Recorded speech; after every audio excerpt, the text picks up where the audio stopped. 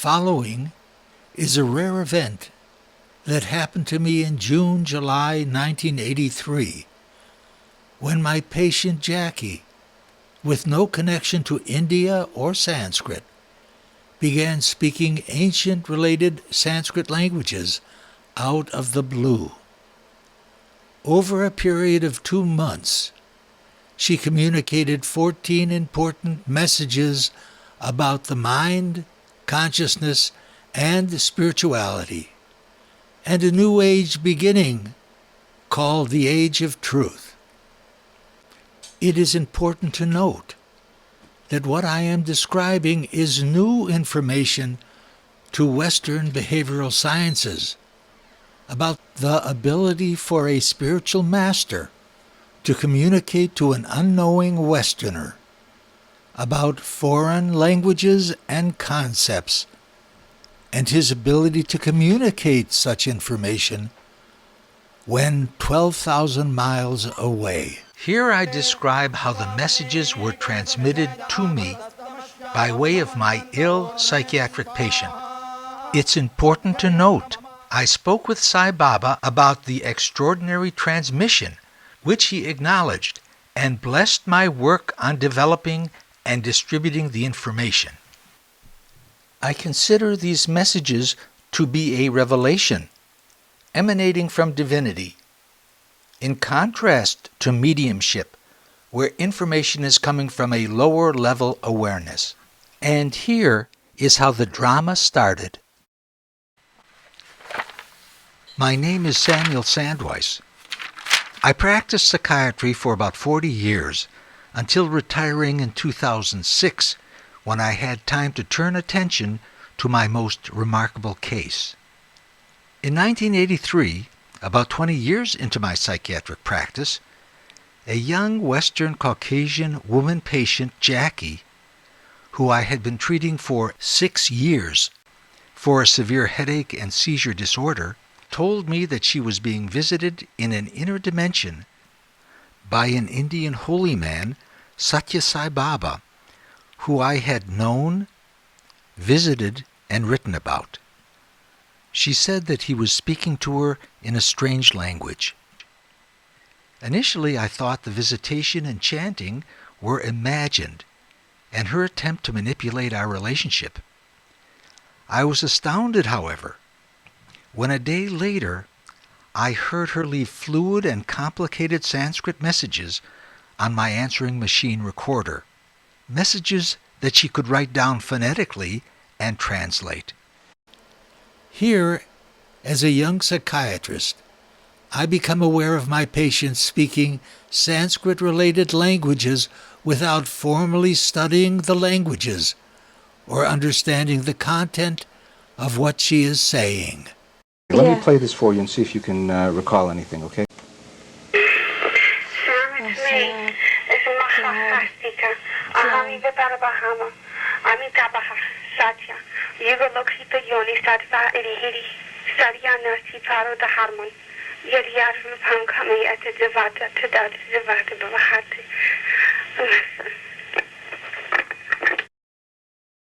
I am that. Take note, great believer. I am verily the absolute Brahman, the Buddha of boundless light and the absolute truth. I have seen the female principle, who has purified siddhi, psychic power. There is no higher law, morality, than the truth. Whatever form willed by a divine being, that very form the divine being becomes. Then, over the next month and a half, came a stream of 14 messages that told a story. I was able to record some visitations and messages that happened in my office while she was in a trance. Remarkable was that messages contained information from both early Buddhist and Hindu traditions, integrated into a cohesive statement. I stored 11.5 hours of videotapes until my retirement in 2006, when I had time to unravel the mystery with the help of Sanskrit scholars. Jackie received 14 messages. Here, to show the amount of material gathered, is a quick survey of all the messages. Of course, to understand these messages and their overall meaning, we'll have to analyze each one by one, which I will do in coming posts.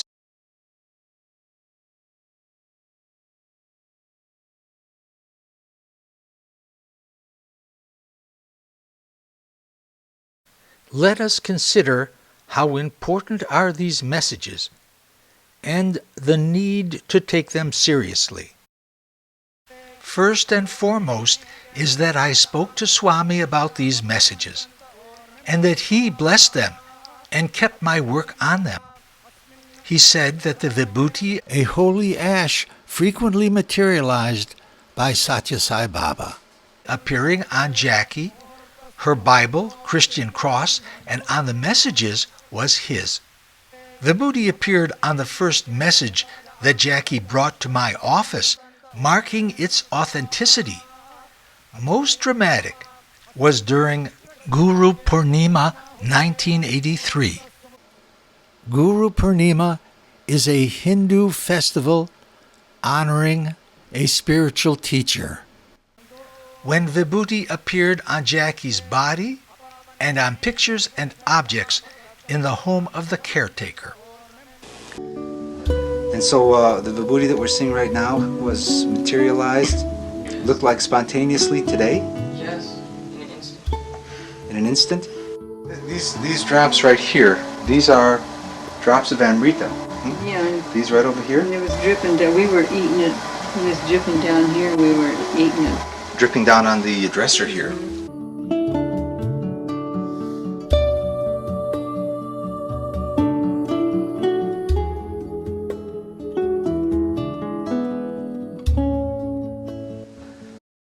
Very important was that the voice of the messages identified itself as Parabrahman, and in the second message as Satya Sai Baba, saying that Swami is leading us in this yajna for wisdom, a sacrificial ceremony for wisdom. This first message written by Jackie is a Sanskrit message written in English script.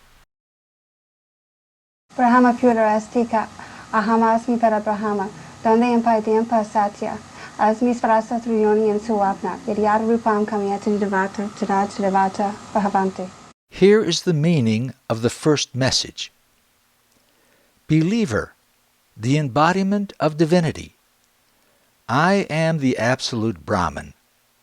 I touch you through yoni, female principle, creation, in the dream. Whatever the form the divine wills, the divine can take that form. The voice addresses her as believer, then declares who he is. Aham asmi parabrahman. I am announcing myself to you, that I am the highest Brahman, Parabrahman. Parabrahman, the highest Brahman, that which is beyond all descriptions and conceptualizations, meaning the potential of everything, the consciousness, pure consciousness, that created the whole universe and universes. In short, divinity. In message number 2, Parabrahman identifies himself as Sai Baba, and that he is the director in our yajna, a sacrificial ceremony for wisdom. Satya Sai Baba is considered by his followers to be a Purna or full avatar, a physical expression of Parabrahman as I have just defined. He directs people to practice the teachings of love found in their own religion, and has said, bring something into your daily practice as evidence of your having known the secret of the higher life from me. Show that you have greater brotherliness. Speak with more sweetness and self-control. Bear defeat as well as victory with calm resignation. Message 2 continues to state that for those grasping for happiness in the sensory material world. He is the origin of desires and the instruments to accomplish and transcend desires. He grants heaven and beyond. He is divine bliss. We have entered into a miraculous teaching about love that heals current upheaval and chaos. We will see a major shift in these messages in Message 11, when we are introduced to a frightening left-hand or deviant teacher of ego that causes the fearful reality of separation and splitting. The meaning of these messages is to reveal the danger of our egos that cause us to split into factions and fight each other. The way to counter this imperfection is through the healing and uniting power of love. Love is the path and the destination. Love, love, love.